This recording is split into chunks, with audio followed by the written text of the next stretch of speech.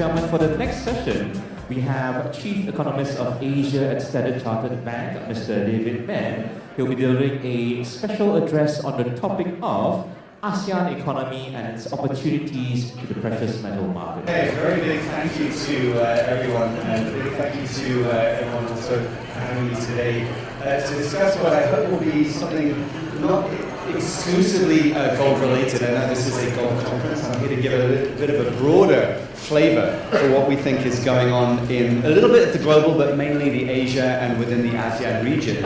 Particularly, I don't think there's any need to spend a long time talking about the growth of, for example, the ASEAN middle class that could double from 250 to just under 500 million people between now and 2030. I think instead it's probably more useful to talk through, instead of preaching to the converted on the fact that this is such a relatively resilient region for growth. Instead, it really is to talk about the key messages, the pros and the cons of what we think is going on economically and to do with politics also in Asia. So firstly, yes, Asia has transformed dramatically over the last 15 years. If we were to take a look on the left-hand side, you can see this huge change from where it used to be the US and Euro area 15 years ago that was the main driver of the global contributions to growth. Now we see its number one position has actually been taken by China, which is 1/3 of global growth today and will remain that way in our view in the foreseeable few years.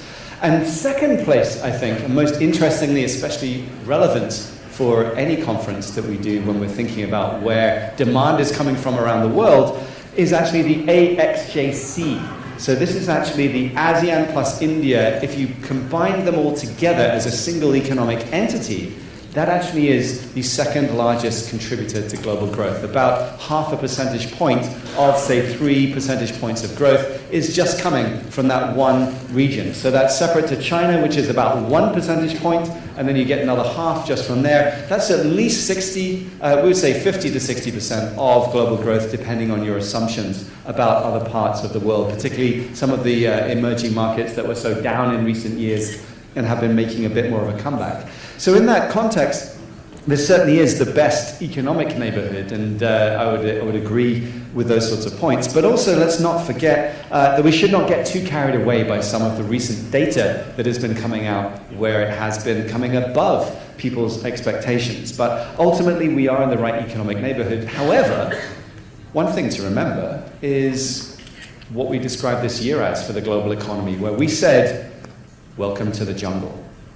And what we meant by that was, of course, trying to make reference to the more extreme types of outcomes that we've been seeing on the political spectrum, particularly out of the West, whether it be some of the results of Brexit over the last year, of the, still we would argue, some major vulnerabilities within the EU in particular, including the electoral cycle coming up in Italy, which is one to watch for, given Italy is the third largest economy in the EU if you were to exclude the UK, which we will be doing very soon. And on top of that has one of the largest public debt stocks in the world, where at least for now it's been kept in check, but the risks to that may be rising depending on how certain political outcomes go.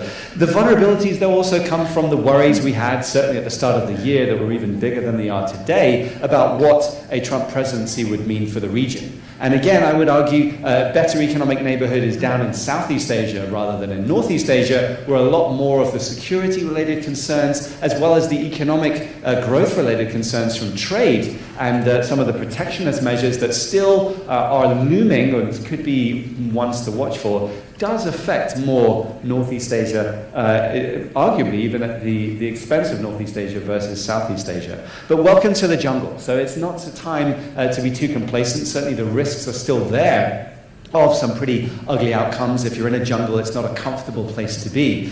You have plenty of mosquitoes flying around, it's hot, it's humid. You never know when a tiger, an orange one, could be coming out to attack you at any moment.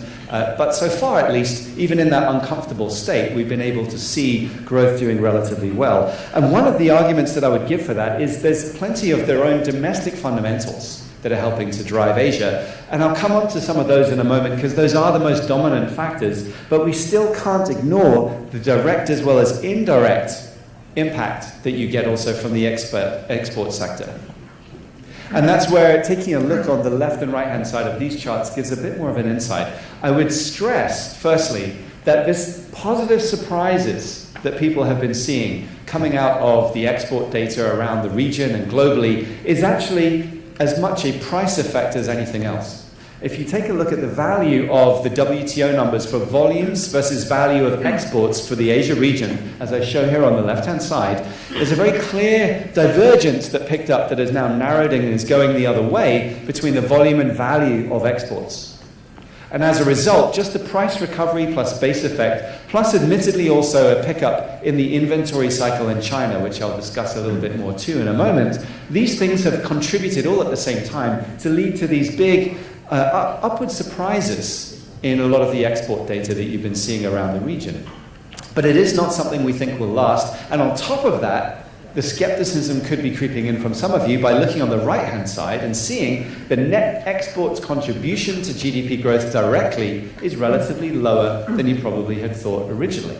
Take a look at all of the blue bars. Relatively few of them actually have very large contributions as a ratio of the total to where growth even comes from. Of course, there are a few exceptions. Singapore, Taiwan, Hong Kong do usually have a relatively large section of their growth coming from the external sector. But this direct versus indirect effect is something to be watching for very carefully, because actually the indirect effect, the positive spillovers from exports around the region, are why even with a small portion of growth coming from net exports, exports themselves or some sort of external indicator occupies 3/4 of all of our economic growth trackers around the whole region. On the right-hand side, I show you all the key inputs that we use for tracking in high-frequency basis all of the growth numbers around the region, and the majority, shaded in blue on the right-hand side table, show you the external sector still matters. So even if it's not net exports, it's the relationship between exports and the rest of the economy, whether it be on consumers or in industrial production. These are the things that have helped.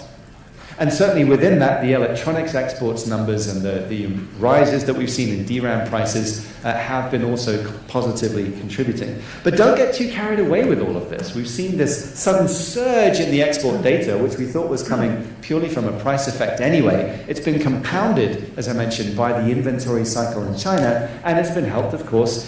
You've seen better numbers in the places where more types of commodities, which have seen also their prices recovering over the last 12, 18 months, have actually been the places where you've also seen some better data. But where is it all going? I mentioned China. You can look by destination around the region. The big blue, light blue bars there show your contributions, the percent of the total export increase coming from exports to China. It really has been a dominant effect. This better numbers, this improvement that we've seen in economic data has come from a few, I would argue, relatively temporary sources. Firstly, you can't rely on China accelerating its demand from this point. We would argue the opposite may be the case. And secondly, it's not been broad-based, either by product or by destination. It's not as if you've seen a boom in demand coming from the US or the EU, as we show right here. Now, the inventory cycle, I think it's worth a quick look at in itself, given it has also played this role in leading to some of these double-digit performance numbers that you saw in exports around the region. Whether you're looking at the new orders to finished goods ratio, you're looking at the industrial product inventory, any of your typical inventory measures, and it tells you that we've had a sudden surge, and I would associate that surge with the rise in PPI that kicked in China, finally into positive territory, and we've seen some rebuilding of inventories after it being a drag. But over a long enough period, inventories in contributing to any economy's growth is about zero. You build up, then you run down. So that positive is temporary. As is the positive from price recovery. You can't just assume that will perpetually be going on in the foreseeable future. And when thinking about China's own demand data, and here I think this is one worth taking a bit of a closer look at, also the signs are not that great. Firstly, on leverage, and we look at things such as M2 growth minus nominal GDP growth, and you can see that overall you're not seeing that strong, I would say, the ability anymore for China to use or even want to use leverage to boost growth. We had that mini boom at the beginning of last year. That just worsened China's leverage metrics. And I will come back to leverage because of all the risks to watch for. Even in this good economic neighborhood, it is one of our top medium-term risks to be very cautious about. But on top of that, even shorter term, residential property is probably already starting to feel a bit more of the heat from the recent tightening up that we've seen. Even some of the cities in the 70-city survey have been dipping recently. And on top of that, car sales are down, and we're seeing some financial sector tightening up to try and deal with some of the excesses that we've been seeing there. So all the way through, I would argue that a lot of the willingness to tighten up and to try and deal with excesses of leverage and the more complicated leverage structures that are now in place in China, to us means, one, yes, there's confidence that growth will be at least 6.5% this year. We think 6.6, but it will not be dramatically more. In fact, if you see any of these tightening measures leading to policymakers worrying that the growth target will be undershot, very likely they will start to release some of the tightening that they've been doing to make sure that they hit the target. I don't think it's worth stressing too much, actually, the fact that we know that by 2020, that target of doubling China's GDP versus 2010 is an extremely long repeated and fully committed to target, and that will not, in our view, be missed. So what does this all mean when thinking about the rest of the backdrop in terms of vulnerabilities that people have for growth in the region? I would like to start with the left-hand side, where here we look at a purely objective econometric model that gives us a sense of just how sensitive each economy is to a 1 percentage point change in the growth rate in the US, China, Euro area, or Japan. So, for example, the most sensitive of all, Singapore, Taiwan, Hong Kong, they have the largest bars in the left-hand side chart. They have, therefore, the largest sensitivity to, for example, a drop in growth. So, over the last few years, as the US saw a slowing in growth versus the previous year, there was a drag, in some cases, even more than the actual amount of slowing in the US. Like, for many economies, they were high beta. But the thing to remember with this is that also, let's take a look if we worry about protectionist measures, and if you're thinking, well, what's the main exposure directly to the US?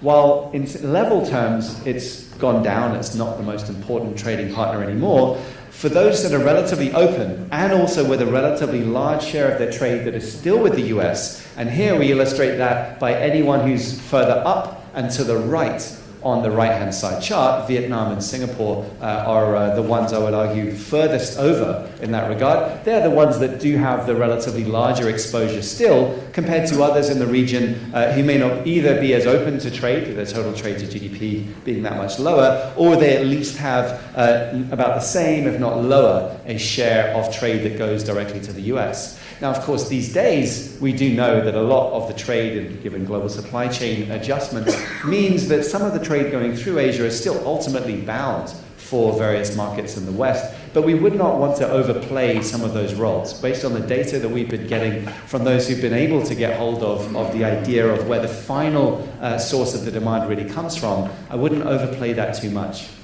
But at the end of the day, even with it being slightly less important, I would still argue that if you were to see aggressive protectionist measures being taken, certainly not our central case scenario, then you would be seeing, I think, a drop in sentiment, and this would be impacting what is still the world's most open region to trade. So one to watch for, but let's not forget that just as important, maybe even 3 times as important, given China grows 3 times faster than the US, would be if you really worried that there was a hard landing coming in China. Say a halving of growth there would literally be, in our view, 3 times as painful as a halving of growth in the US from where it is today, above 2 to say just above 1. Compare that to China growing at say 6.5 and going down to say 3.25. That, in our view, would be much more painful. And as you can see on the left-hand side chart, this is a sensitivity just for a 1 percentage point change in growth.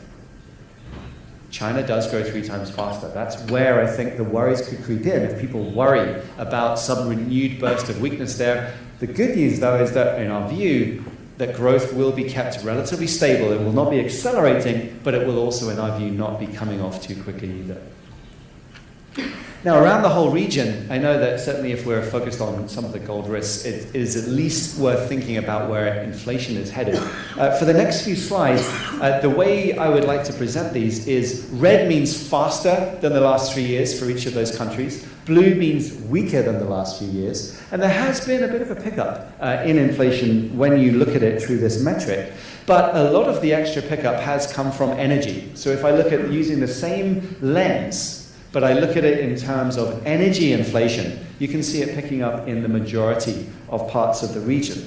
And it does lead us to the point where we would argue that inflation will be a bit higher, and it certainly has been picking up, as I show on this chart, but it's going to be below, in our view, certainly a 10-year average for the majority of countries, and partly it comes from headline inflation rises. Core inflation pressures, in our view, are not particularly high, and in our view, we're unlikely to be seeing major knock-on effects or second-round effects. So after headline boosts to inflation, there certainly is a less room for policymakers around the region to be cutting interest rates, and monetary conditions themselves. Here, red means looser conditions, blue means tighter conditions. We would argue there's probably only one central bank left in the region that has room to ease policy even further from here, and that is India, where actually we've just recently revised our view to seeing the RBI, in our view, cutting one more time, most likely in October by 25 basis points. And our main rationale behind that is the disappointment over inflation, mainly, and you can see also the relative tightening of monetary conditions shown by the deepening blue section down in the India part. Whereas elsewhere in the region, it's been much more mixed, and certainly it's much more complicated by the fact, and we believe there is still momentum behind the US Fed funds hiking cycle. We expect 2 more hikes from the US this year, and probably another 2 next year, mainly to take the advantage of the opportunity given by the relatively sanguine financial markets to absorb those hikes, so they have something they can do the next time the slowdown arrives in the US. So, I mentioned leverage earlier on as being one of the risks. Certainly, this is still the best economic neighborhood, but we have to carefully watch for some of the risk factors. And this, in our view, is one of the biggest ones out here. This is our leverage heat map showing you the leverage risks all around the region. It's like a traffic light system. Reds being your warning signals, green being your all clear, and amber being, or yellow, somewhere in between. And in the case of China, even back in 2013, when we first released this table going through all these metrics, it was our top area of concern, and it remains the case that that is our key area of concern. And it's because it's quite concentrated also. The leverage risks, in our view, are nothing to do with the household sector, even though we would be wary if we were to continue to see mortgage growth in China being 30% year on year for the next several years. That could become a problem longer term. But really the problem now is of the 100 or more relatively larger state-owned or state-linked enterprises that have been accumulating debt through the global financial crisis, but it continued for so much longer that it's left us with a credit growth minus GDP growth gap that is still today on a 5-year average 700 plus basis points. That's the second row in the table here. This, to us, even above 500 basis points is a warning signal, and we've been persistently above that for the last several years, even on a 5-year average. Think about it this way. If your credit growth is not leading to some sort of GDP growth, then you can assume it's been quite inefficient. And that has, in our view, been the vulnerability that has only been rising. It's in the corporate sector, and it is to do with that vulnerability. So you start to then question, well, how much is there evergreening, for example, within the new debt growth that goes on, which by definition, if you're just converting interest into more principal, that actually just reduces the ability of using any of that new credit for anything productive, such as investment or GDP growth. And also, as a result of a lot of the continuation of keeping going with relatively inefficient or excess supply enterprises, it takes away credit growth from the other parts of the economy that otherwise could have been boosting productivity. And that is actually another area that I'll show in just a second. Now, a few other parts of the region that I would watch for as well. First one, if you're looking for household sectors with relatively stretched vulnerabilities, there's quite a divergence around the region. In the case of China, India, and Indonesia, I would argue there still is plenty of room to use leverage even more to stabilize and strengthen growth, but not in the case of Korea or Malaysia, where debt service ratios there are relatively high. In particular, in Malaysia, for example, the debt service ratio in the household sector there is about as high as it was in the US in 2006. So it is one to be watching for, but these vulnerability metrics, again, it doesn't mean crisis every time. It usually just means weaker growth in the sectors that are overstretched. So in the interest of time, I'll just move on to the last few, I would say, vulnerabilities, and then I'd say opportunities around the region. First one on productivity. This is, to be fair, a global issue. where you've seen slowing productivity growth, even with all this amazing amounts of technological change, the increasing recognition of this so-called fourth industrial revolution going on in the world, so many changes happening at the same time with automation and robotics, the use of artificial intelligence, the Internet of Things. But the fact is that certainly over the last few years, the trend of productivity growth has been weaker, and we've not been seeing a major pickup in investment associated with too many of those productivity changes. And of all the vulnerabilities that I would watch for, particularly around this region, what if more and more of the technological advances and automation and robotics mean even less of an opportunity for countries that are developing through the low labor cost-led route have less chances than those who did develop over the last few decades? That is a major question mark that is yet to be fully answered.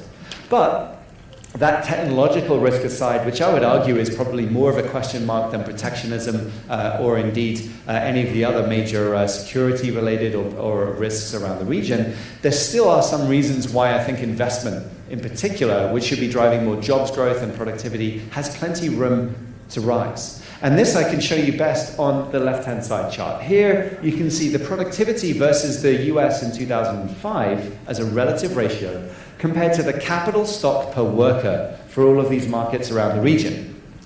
Note that even China, but certainly the majority of the ASEAN markets, has less than 1/5 of the capital stock per worker that the US or Japan has today.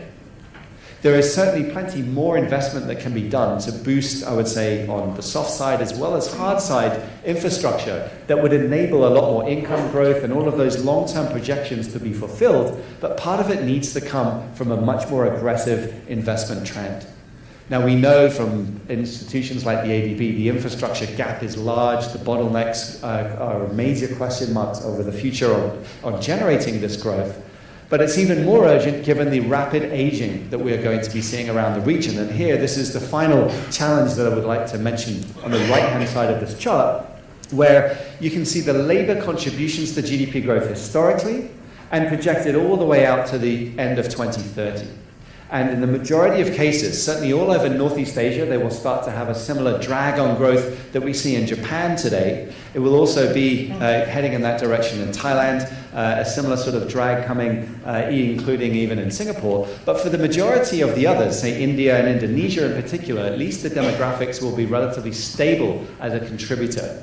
And it will not be quite so painful as it will be elsewhere. But this again will be one of those big, I would say, calls to action to see even more done to remove bottlenecks, add to the ability to boost productivity growth, even in places that were able historically to just literally live off the demographic dividend. Many other factors, including investing in more productive output, will be critical. Hi, it's John Reid from the World Gold Council. Can China rebalance its economy away from the investments and real estate that has driven the economy for the last, decade or more, and still meet the target of doubling GDP by 2020? I think the way of answering that is there is some rebalancing already happening when you look at the contributions to growth from the various sectors of the economy. The tertiary industry is increasingly the more aggressive employer. Different parts of the economy, particularly around the coastal areas, if you say near Shenzhen or elsewhere, in the prime locations, I think have already seen a dramatic rebalancing. Their investment to GDP ratios are well down, and you also see that's where the 8 million plus university graduates want to end up going. So the rebalancing in terms of the quality, I would argue, of the workforce is going on without question. So even with a shrinking workforce, that's been the case for a while, the quality of what people are doing has been moving away from lower-end manufacturing for a long time. I think that's why Vietnam, for example, has benefited the most from being in that FDI sweet spot of taking up a lot of the slack that China's been leaving behind. I think the One Belt, One Road initiative is long-term going to continue to help to move a lot of excess capacity to be as well. But by 2020, I think the big challenge is that they still need to meet those growth targets. So will you see at least the continuation of what they started last year, which you could argue will last all the way through 2020, with major new infrastructure projects being announced that will be continuing to be added to? You'll still have, I would argue, a relatively high, by most other countries' standards, investment to GDP ratio, but the consumer side will also be improving. I think the challenge will be, as we'll see all over the world, of the rising spread between the tier 1 areas and the rest of the economy. I think those challenges on inequality, meaning that you get the relatively more income going to those with a lower propensity to consume, that'll be a big challenge, but I think that's a global one. It's not just one for China. But again, I would say that's certainly a very broad topic that we could go into even more on. But in short, I would argue their challenges are huge. They certainly get even bigger in the 2020s as the aging challenge goes even more into overdrive. And you need to see, I would argue, even more of the reforms that are starting to show some signs of taking place. But I would argue by 2020, if they don't do it sooner, it'll need to be even more aggressive later. So with that, I will say thank you very much, and I wish you a very successful conference. Thank you.